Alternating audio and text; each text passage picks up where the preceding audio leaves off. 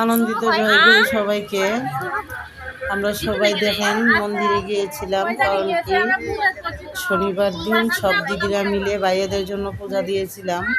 সারাদিন উপবাস থেকে সন্ধ্যা সন্ধ্যা সব দিদিরা মন্দিরে গিয়েছি, যে সেই পূজা দিয়েছি।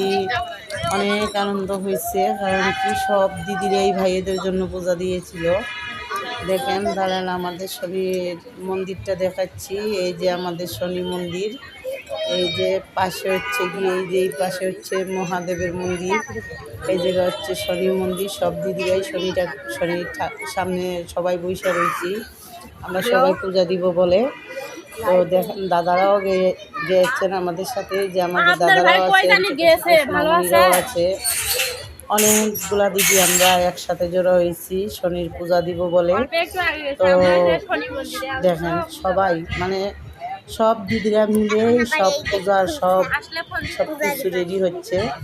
এদিকে পাঁচালি পড়া হচ্ছে, এক দিদি পাঁচালি পড়তেছেন। এই যে শনিরে দেখানোর চেষ্টা করতেছি। এই যে আমাদের শনি মন্দির, খুব ছোট্টখাটো মন্দির, কিন্তু আমাদের শনি নিজেরা খুবই জাগ্রত।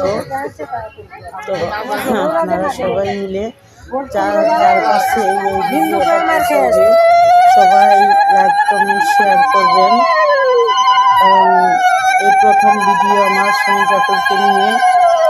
কারণ সব দিদিরা মিলে যে একটু শনি পূজা দিয়েছি, তাই ভাবলাম যে একটা ভিডিও করে সেই দিই। এই যে দেখেন আমার দিদিরা সবাই মানে শনি, এই যে এক দিদি ইয়া পড়বেন, পাঁচালি পড়বেন দিদি। এই যে দিদি পাঁচালি পড়তে বসছে, এদিকে ব্রাহ্মণ পূজা করতেছেন। এই মন্দিরটা বিশাল বড় মন্দির, কারণ এই মন্দিরের ভিতরে অনেকগুলো মন্দির। এই জায়গা মহাদেবের মন্দির, তারপরে কালীর মন্দির, নারায়ণের মন্দির, তারপরে হচ্ছে শিবের মন্দির, পাশে লোকনাথ মন্দির, অনেক সুন্দর। এই জায়গা পাশে আবার শ্মশান আছে, তো সেইদিকে যাওয়া হয়নি।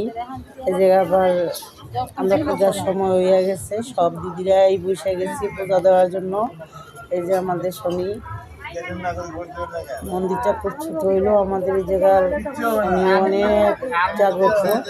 তো আপনারা সবাই লাইক কমেন্ট শেয়ার করবেন, কারণ দেখেন শনিদেব কীভাবে ছায়া রয়েছেন সব দিদিদের দিকে।